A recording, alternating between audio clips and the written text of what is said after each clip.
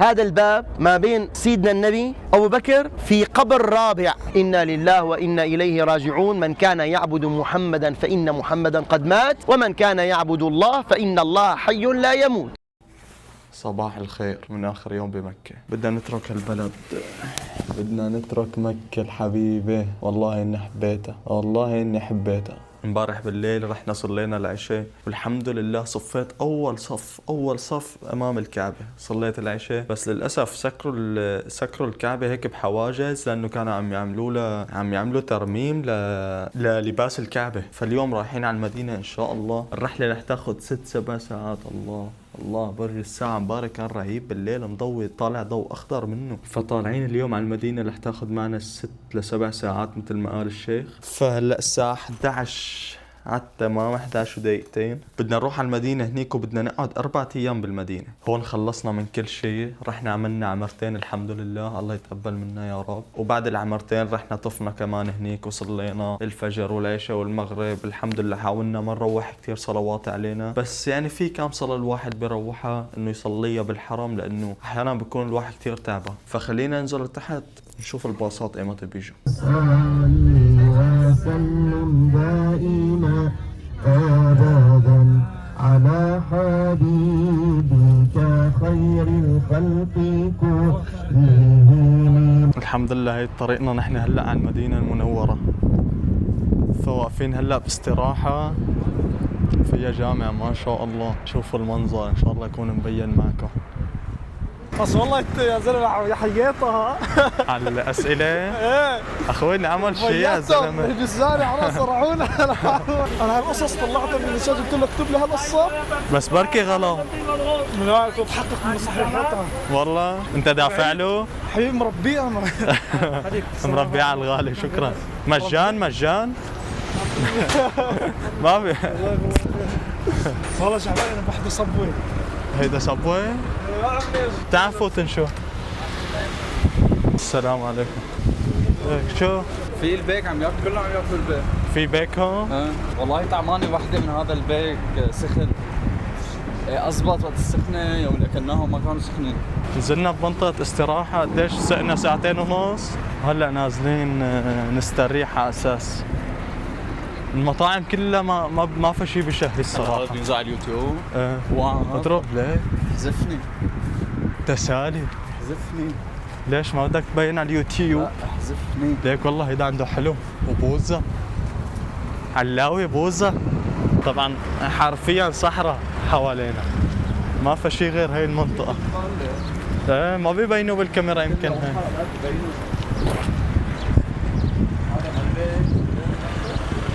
بس شو هيدا البيك اكو بيا هادي؟ هيك في كل مكان. هيك الظاهر المعروف لا يعرف. ناخذ 2 جمبري. جي ناخذ 2 او واحد بس جمبري وواحد مسحب. ما ياخذ مسحب. اذا بدك مسحب لك خذه، انا ما حبيت. لا جمبري. مرة طلعت امك جيب وجبتين جمبري. 50 ريال يعني قد ايه؟ اخذنا وجبتين 2 عصير. 50 ريال يعني 122 كرون. على الدولار قد ايه؟ يعني وجبتين و2 كولا ب 11 يورو. والله ما كثير.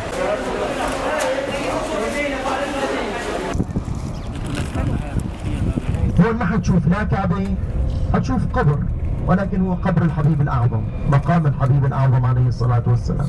أما عبارة عن مسجد بس في روحانية عالية. هون كانوا أصحاب النبي عم يستقبلوا فيه النبي عليه الصلاة والسلام. طلع البدر علينا من ثنيات الوداع. نشوف الغرفة كيف. حكي اخوي نطلع لي حلوة كتير. لا بقى اوه والله شيء حلو. والله احلى من الاوتيل. ضب شوي ضب لحظة ضب ما تفرجيني لقرة. والله شيء حلو. خليك هيك وجعر. يلا جعر رو. هذا رب ما شاء الله. السكينة والطمأنينة ما شاء الله أشعر أنه دخلت للقلوب من وقت ما دخلنا لها. مو صحيح؟ يعني بديت هيك آثار السكينة والهدوء والراحة. سبحان الله سبحان الله. اللهم صل على سيدنا محمد وعلى آله وأصحابه أجمعين. الله يعلم أنني أهواه صلى الله عليه وسلم، ويذوب قلبي إن أتى ذكراه، فمتى يحملنا الحنين لطيبة لنزور من صلى عليه الله. البناء اللي وراكم مو هذا الصغير، هذا البناء اللي هنيك اللي عليه السوري اللي بالصدر، هذا المكان قبل 5 سنوات كان عبارة عن مزرعة. هلا عم يردوا يعملوا له رونوفيرا، عملوا له تجديد.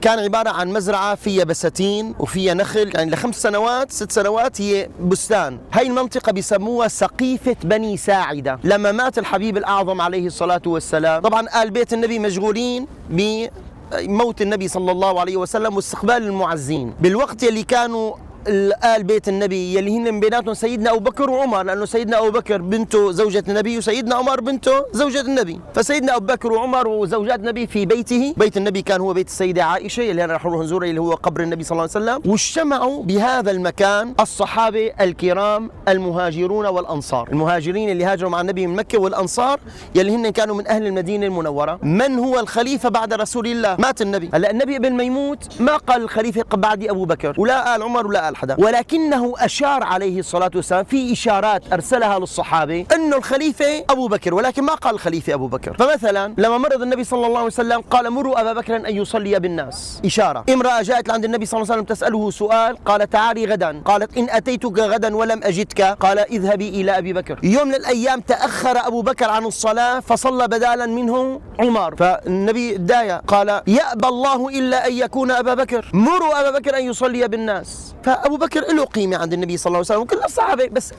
له منزلة. لو كان كل واحد، يقول النبي قبل أن يموت، كل واحد كان له عندي يد فكافأته عليها إلا أبا بكر أترك مكافأته على الله. أبو بكر هو اللي الله بيكافئ عني، أنا ما بدي أكافئ لأبو بكر. فما في الآن ما في خليفة، المهاجرين والأنصار مجتمعين. من الخليفة؟ المهاجرين قالوا نحن اللي هاجرنا مع النبي إذا الخليفة منا، والنبي من مكة ونحن من أهل مكة فالخليفة منا. الأنصار قالوا نحن اللي دافعنا عنكم ونحن اللي حاويناكم ونحن اللي استقبلناكم ونحن اللي دافعنا عنكم ونحن اللي منعناكم، الخليفة منا. هذول عم يقولوا الخليفة منا وهذول عم يقولوا الخليفة منا. بدأ الصياح في بعض الروايات بيقولوا لا ما تقاتل، الصحابة ما بيتقاتلوا مع بعضهم أبدا أبدا أبدا، ولكن مثل جدال يعني. فمشان ما يطول الجدال بعض الصحابة حملوا حالهم راحوا على بيت السيدة عائشة، أخبروا أبو بكر وعمر والصحابة إنه تعالوا شوفوا شو عم يصير بالسقيفة هون بهالمكان هذا، عيشوا هاللقطات هي. اجى ابو بكر واجى ابو عمر. سيدنا عمر الله يرضى عنه، سيدنا عمر شاف انه الوضع يعني مكركب مثل ما بيقولوا، فقام فاتفق سيدنا ابو بكر وعمر انه مباشره يحطوا خليفه. فاشار ابو بكر على عمر انه قوم يا عمر قل لهم انه الخليفه هو ابو عبيده بن الجراح. سيدنا ابو بكر كان موافق.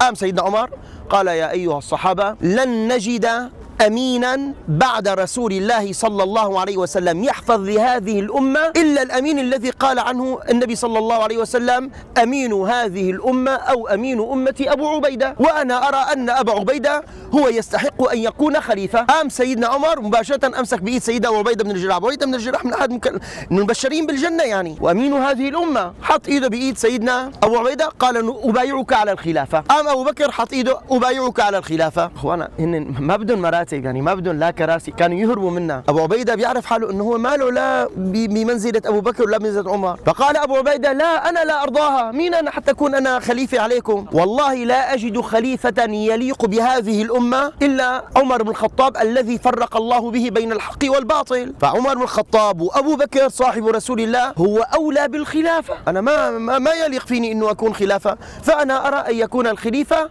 اما ابو بكر واما عمر بن الخطاب. هون سيدنا عمر مباشرة بده يهرب منا، بدهم يهربوا ما بدهم الكراسي، عكسنا تماما عكسنا تمام. قام سيدنا عمر قال إذن لا نرضى إلا بأبي بكر صاحب رسول الله، ثاني اثنين إذ هما في الغار، رضيه رسول الله لصلاتنا وديننا أفلا نرضاه لآخرتنا؟ أنا أرى أن يكون الخليفة أبو بكر الصديق. قام سيدنا عمر أمدد يدك يا أبا بكر لنبايعك على الخلافة. سيدنا أبو بكر جمد يعني ما تعرف شو بده يعمل، مثل أنه يعني يحطوه بمكانه وما بده إياه. قام سيدنا عمر حط إيده وبايعه. اجى ابو عبيده بايع سيدنا ابو بكر، اجوا الصحابه كلياتهم الصحابه يحبوا سيدنا ابو بكر كلياتهم، فجاءوا كلهم صاروا يبايعون سيدنا ابو بكر بالخلافه، وصار الخليفه مين؟ ابو بكر. الصديق الله يرضى عنه. راح سيدنا أبو بكر على هالبيت بالليل قاعد يفكر، لطيف هالأمة كلها بدها تكون برقبتي، أنا ما مين أنا؟ أنت أبو بكر، أنت أبو بكر. بس هو شعر حاله إنه أنا مالي قدها. ثاني يوم قال له لسيدنا بلال اجمع لي الناس بالمسجد، جمعوا الناس، قال لهم يا جماعة يا أيها الناس وليت عليكم ولست بخيركم، أعطيتموني شيئا ولم تستشيروني فيه، ما حدا قال لي شو رأيك؟ ما لقيت إلا بايعتوني، قد أحللتكم من بيعتي فاستخلفوا منكم من تريدون، أنا ما بدي إياها، أنتم يعني اختاروا خليفة غيري. فقام سيدنا عمر قال يا أبا بكر والله لا نقيلك ولا نستقيلك أبدا، بدون ما تأخذ رأيك، لا نقيلك ولا نستقيلك، أنت خليفتنا بعد رسول الله. فقام الناس وقالوا نعم لا خليفة بعد رسول الله إلا أبو بكر الصديق. فقال سيدنا أبو بكر عندها إذن أعينوني ما أطعت الله فيكم، أعينوني ما أطعت الله فيكم. وصار الخليفة بعدها هو سيدنا أبو بكر الصديق. وبعد موت سيدنا أبو بكر استلم الخلافة بعده مين؟ سيدنا عمر ابن الخطاب الله يرضى عنه، والذي لقب بأمير المؤمنين. ببداية الأمر صاروا ينادوا له خليفة رسول الله، بس طويلة كثير، إلى أن جاء سيدنا عمرو بن العاص الله يرضى عنه، أراد أن يدخل على سيدنا عمر، فقال ائذنوا لي أن أدخل على خليفة رسول الله. قالوا له أن عمرو بن العاص بده إياك. فدخل عليه سيدنا عمرو بن العاص فقال السلام عليكم يا أمير المؤمنين. أول واحد بينادي له لسيدنا عمر أمير المؤمنين. سيدنا عمر طلع هيك، مين هذا أمير المؤمنين؟ على مين عم يسلم؟ يعني ما حدا. قال تقصد أنا أمير المؤمنين؟ قال نعم. قال كيف؟ قال أولست أنت أميرنا؟ قال نعم. قال أولسنا نحن المؤمنين؟ قال نعم. قال إذا أنت أمير المؤمنين. فصار لقب سيدنا عمر أمير المؤمنين، وجرت بعده أمير المؤمنين. فسيدنا عثمان أمير المؤمنين، سيدنا علي بن أبي طالب أمير المؤمنين، إلى أن صارت الخلافة والبيعة الدولة العثمانية والعباسية، فصار يسمى الخليفة. هذا المكان اللي واقفين فيه مكان أثري، هذا المسجد مسجد أثري، وهذا المسجد مسجد أثري. أول من بنى هذين المسجدين سيدنا عمر بن عبد العزيز الخليفة الراشد الخامس. هو ما كان خامس، ولكن لشدة اتباعه لسنة رسول الله وسار على نهج سيدنا أبو بكر وعمر وعثمان وعلي، فلقبوه بالخليفة الخامس، وإلا هو كان في فرق كبير بينه وبين آخر الخلفاء الراشدين اللي هو سيدنا علي بن أبي طالب. فهو أول من بنى هذين المسجدين، هذا المسجد هذا المسجد. طب شو اسمه دول المسجدين؟ هذا المسجد يسمى مسجد أبي بكر، هذا اسمه المسجد أبو بكر. كان سيدنا أبو بكر يصلي هون، ولذلك سمي بمسجد أبي بكر. ولما مات النبي عليه الصلاة والسلام كان سيدنا أبو بكر هون، وكان النبي في بيت السيدة عائشة الروضة، قريب من الروضة، ووصله الخبر وكان يصلي هنا في المسجد، فجاء إلى بيت السيدة عائشة المكان الذي توفي فيه النبي صلى الله عليه وسلم، وشاف الناس عم تبكي، وشاف الناس يعني يلي سيدنا عمر صار يصرخ ويقول من قال أن محمدا قد مات فإنه لم يمت أو سوف أقطع عنقه، بل هو ارتفع إلى ربه كما رفع عيسى بن مريم وسيرجع إلينا. هيك صار يقول سيدنا عمر، ما استحمل عقله أنه النبي مات. بعض الصحابة يلي صار يبكي، واحد يعني كلها الصحابة انهاروا. فلما اجى سيدنا أبو بكر قال يا أيها الناس إنا لله وإنا إليه راجعون، من كان يعبد محمدا فإن محمدا قد مات، ومن كان يعبد الله فإن الله حي لا يموت. حتى هدأوا الصحابة. يقول سيدنا عمر الخطاب يعني وكأنني أول مرة يعني أصاب بهذا الأمر، وما محمد إلا رسول قد خلت من قبله الرسل أفمن مات أو قتل انقلبتم على أعقابكم. فهذا المسجد يسمى مسجد أبي بكر. هذا المسجد يلي وراكم هذا جديد اسمه مسجد عمر، بس هذا جديد ليس قديم. هذا المسجد الأبيض، هذا قديم، هذا لا جديد. هذا قديم بس هذا جديد، عمار جديد يعني، بس سموه مسجد هيك اسمه مسجد عمر. هذا المسجد يسمى مسجد الغمامة. هذا المسجد قريب على المسجد النبوي، بس كان النبي يجي يحب يصلي في هذا المكان. أكثر صلاة كان يحب يصليها صلاة الجنازة، صلاة العيدين، وصلاة الاستسقاء. أول صلاة استسقاء كان بالمدينة، ما في مطر، فخرج النبي ليصلي بالصحابة صلاة الاستسقاء، فوقف النبي وخطب بهم، فعندما وقف خطب ودعا صارت السماء تجمع مطر، جمعت ونزلت أمطار، نزلت أمطار، فجاءت غمامة وظللت فوق رأس رسول الله صلى الله عليه وسلم، فسمي هذا المسجد بمسجد الغمامة، لأنه اجت غمامة والصحابة شافوها أظلت رسول الله حتى لا تصيبه المطر، فسمي بمسجد الغمامة. وكان يقول: مسجد الغمامة مستسقانا وعيدنا ولجنائزنا. وفي هذا المسجد أيضا صلى النبي صلى الله عليه وسلم صلاة الغائب على ملك الحبشة النجاشي. مين بيعرف شو اسمه؟ اسمه أصحم النجاشي، مات على الإسلام، ديروا بالكم، ولكنه ما صحب رسول الله، فلا يعد من الصحابة، لأن الصحابي هو الذي لقي رسول الله ومات على الإسلام. النجاشي ما لقي النبي بس مات على الإسلام، فلا يعد من الصحابة. هي صورة مصغرة، بدي اياكم تشوفوا كلياتهم. هي صورة مصغرة عن المسجد النبوي. هون على اليمين هذا المنبر، وهذا هون قبر النبي صلى الله عليه وسلم. هي اللي بيسموها الروضة الشريفة. هذا صورة مصغرة للروضة. شو بدنا نفرق لما نفوت؟ كل عضايد الروضة هيك احفظوها. يعني لما بدك تفوتوا على الروضة حاولوا تفوتوا لعند هي العضايد، صلوا رجالا ونساء. غير هدول العضايد مالهم من الروضة، هدول عضايد الروضة كلياتهم عضايد الروضة، عليهم هذا الخط الذهبي، الروضة الشريفة. يعني ما هي المكان اللي بدنا نصلي فيها، ما بين قبري ومنبري روضة من رياض الجنة، فهي الروضة الشريفة. هذا هون المنبر، وهون بيكون قبر النبي صلى الله عليه وسلم، ما بين قبري ومنبري روضة من رياض الجنة. طبعا داخل الروضة إذا دخلتوا عليها النساء ودخلوا عليها الرجال، في مكان بالروضة كان النبي يحب يصلي فيه، وإجا سيدنا عبد الله ابن الزبير خالته السيدة عائشة، يكون خالته، قال له: أين أكثر مكان كان النبي يحب يصلي فيه؟ فأشارت إليه هذا القبر. هي أول عضاضة من ناحية القبلة، تعد العضاضة الثانية باتجاهك، يعني أول رح نعتبر إنه هي العضاضة الأولى، هذا العمود، تمام؟ أول عضاضة تجيك ثانية، وبتيجي بعض منها وحدة، يعني صارت هيك مثل حرف الإل، مكتوب عليها أسطوانة عائشة. شايفين هي اللي هون؟ هون مكتوب عليها. بيكون في عندك أكثر من أسطوانة، اللي بيقدر يوصل يصلي عند أسطوانة السيدة عائشة يوصل بدون ما يضايق حدا. هذا الدخول من باب السلام على الروضة.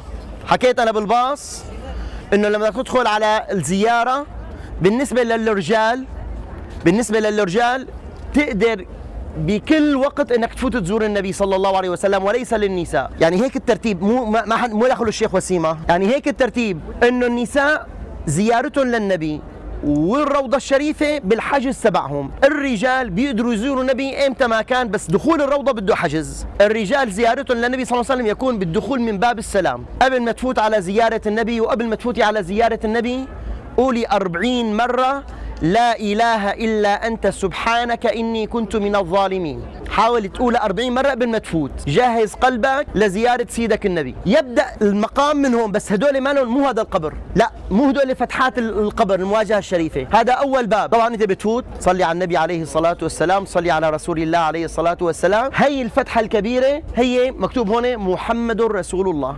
هي المواجهة الشريفة. يعني على السريع إنه في زحام كتير بتندار. الصلاة والسلام عليك يا سيدي يا رسول الله، الصلاة والسلام عليك يا حبيبي يا رسول الله، اللهم اجعله شافعا لنا يوم القيامة، اللهم اسقنا من يده شربة لا نظمأ بعدها أبدا، يا سيدي يا رسول الله، أوصل سلام أبي أمي أختي حبيبي صديقي إليك، تذكر اسمه، اللهم فأقرئه من حبيبك السلام. كل واحد موصيك يسلمينا على سيدنا النبي. وإذا مالك نسيانتيهم يا رسول الله، أوصل سلام كل من وصاني إليك. اختصري على حالك. أصبح هون ما في شيء، هون في عندك فراغ. هلا بنيجي على هذا الفراغ. شو هذا الفراغ؟ نيجي لهون الثانية، هذا مقام سيدنا أبو بكر، مكتوب عليه مقام أبو بكر. كمان بتوقف: السلام عليك أيها الصديق، السلام عليك يا صاحب رسول الله، السلام عليك يا ثاني اثنين إذ هما في الغار، طبت حيا وميتا. تقدم خطوة لهون. فتحة الثالثة مقام سيدنا عمر: السلام عليك يا عمر بن الخطاب، السلام عليك يا عمر الفاروق، السلام عليك يا من فرق الله به بين الحق والباطل، طبت حيا وميتا. هناك ما في شيء، بتكمل وبتطلع بقى من الطرف الثاني اللي هو بسموه باب البقيع. هذا المكان، هذا الباب ما بين سيدنا النبي أبو بكر في قبر رابع. هذا القبر لسيدنا عيسى ابن مريم عندما ينزل في آخر الزمان. عندما ينزل سيدنا عيسى ابن مريم في آخر الزمان يحكم بشريعة رسول الله 40 سنة، يقتل الدجال، يقتل يأجوج ومأجوج، يكون مع سيدنا المهدي، يقاتلون اليهود في الملحمة الكبرى، ثم يموت ويدفن بجانب رسول الله. يقول النبي: وأبعث أنا وعيسى ابن مريم هكذا، ورفع يديه صلى الله عليه وسلم. هذا القبر الرابع، بس حاليا ما فيه حدا طبعا، بس هو معد إلى سيدنا عيسى بن مريم. طبعا هالمعلومات عم حكي لكم إياها، يعني ما حدا حيقول لكم إياها، ما حدا يقول لكم إياها، لأنه في ناس كثير ما بتعرفها وفي ناس ما بيحكوها مشان ما الناس تتعلق فيها أو كذا. الآن أنت واقف هون أو أنت واقفة هون عم تسلمي على الصحابة وعم تسلمي على النبي صلى الله عليه وسلم، تقريبا بالنص. خلفك مباشرة يعني وراي بتلاقوا في مثل نافذة، شباك، وبقلب منه في كاميرا. هذا الشباك صار له مفتوح 1400 سنة ما تسكر. هذا الشباك يسمى خوخة آل الخطاب. هذا الممشى اللي احنا ماشيين فيه كان مسكر، كان بيت السيدة حفصة بنت سيدنا عمر. هذا المكان اللي نحن هلا نوقف فيه ونسلم على النبي هذا ما كان موجود، كان مسكر عبارة عن بيت سيدة حفصة زوجة النبي صلى الله عليه وسلم. لما كثر المسلمون اجى سيدنا عمر لعند بنته قال لها: يا ابنتي أتتصدقين ببيتك على المسلمين؟ تعطينا بيتك نهده مشان الناس تقدر تطلع وتفوت. هي بيتها هون وبيت سيدة عائشة هون، يعني الباب على الباب. قالت له: يا رسول الله أنا بفوت سلم على النبي، أنا إذا هديت وين بدي يقعوا؟ قام قال لها: بعطيكي بيت أخوك يا عبد الرحمن يلي هو فيه النافذة، خذي بيت أخوك يا عبد الرحمن بداله. قام قالت له: بعطيها بس بشرط تفتح لي نافذة وتضل هي النافذة مفتوحة مشان كل ما أشياء للنبي يطلع عليه من النافذة. قال صار فعلا هذه النافذة ما أغلقت أبدا. وهي القبة الخضراء اللي كنا نسمع عنها تحت منا تمام مدفون سيدنا محمد، مو الروضة الشريفة، هي القبة الخضراء تحت منا تمام سيدنا محمد مدفون، القبر الشريف. وهي البيضة هي الروضة. الحمد لله بعد 6 ساعات سفر بالباص وصلنا على المدينة المنورة. اللهم صل على محمد وعلى آله وصحبه أجمعين. رح تشوفوا الفلوج شوي مقصر، تسمعوا الشيخ شوي شو صار يحكي وفرجيكم مناطق وهيك شغلات. خلينا نشوف. بعتوا رسالة على الجروب واللي هي برنامج يوم الأربعاء 21 شهر، زيارة الأماكن التاريخية والدينية في مدينة المنورة، وقت التحرك الساعة 8 الصبح. عنا فئة من 8 الصبح، والله إني تعبان. المحطات التي سوف نزورها: جبل أحد ومقبرة الشهداء، فرصة للتأمل والدعاء في مكان غزوة أحد العظيمة، مسجد القبلتين والمساجد السبعة. هي أول مرة بعرفهم والله، هي أول مرة. مسجد القبلتين هيدا له قصة ومواقع مرتبطة بغزوة الأحزاب، وزيارة مسجد قباء والصلاة فيه ركعتين. الصلاة بمسجد قباء إذا توضيت من بيتك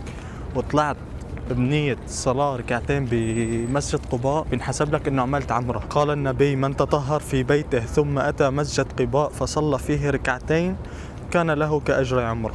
هنيك عندكم مطاعم هيك اكل سريع، وجبات سريعة، وهون في مطاعم يعني تقعد تاكل. اطباق باكستان، مذاق لبنان، كرم سوريا، والله شاورما اضرب، شاورما سورية معقول، دجاج، والله شيء لذيذ. شو خلاص عند السوق. لا هاي تعال نسوي لي قوميه هون. بدي اكوع.